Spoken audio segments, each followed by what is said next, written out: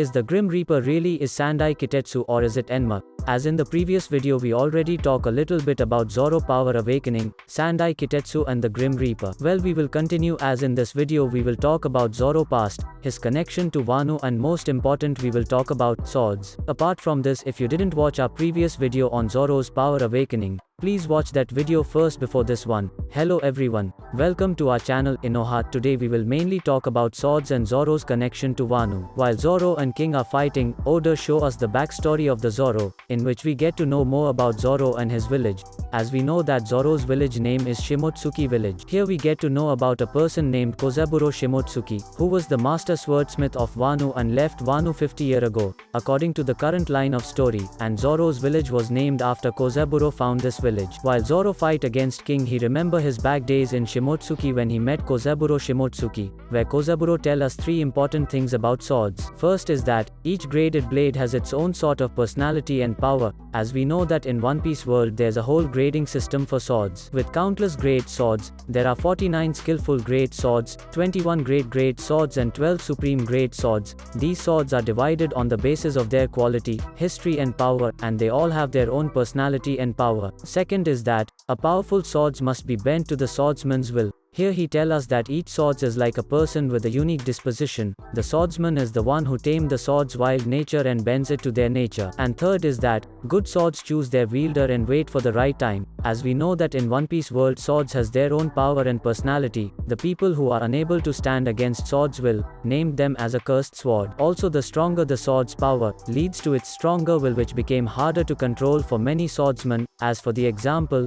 many swordsmen were not able to control the Sandai Kitetsu and named it as a cursed sword. But Zoro was already good enough to pass the test of swords will. Enma however is completely on a different level. Also Kozaburo Shimotsuki is the one who crafted his magnum opus and named the blade after the Lord of the Underground, which is Enma. In the One Piece worlds we know that the ships, devil fruits, and swords are the only three non-living things that are talked about as if they are alive. Also the idea that object can come to life from a close and emotional bond with a person is also not new in One Piece. The Going Merry and its spirit are the most prominent example. It had a will of its own and could appear when the ship is in trouble. Similarly, cursed blades are described as something that has a will of its own. Leaving Sandai Kitetsu, Enma might also be a cursed sword as it draws an undue amount of haki from the wielder. Also Kaido questioned why Enma has the presence of Odin in it. Zoro talks to his cursed swords as if they are a person, which is exactly how the crew talk to Merry. My belief is that cursed blades take an appearance of a Grim Reaper when they are awakened, and maybe Enma is now awakened without Zoro's will, to help or test him because of the Conqueror's haki. Or it might be the side effect of the drug. Zoro may be just hallucinating due to the effects of the drug he took. I personally don't think this is the case since minks didn't experience such behavior during Zo,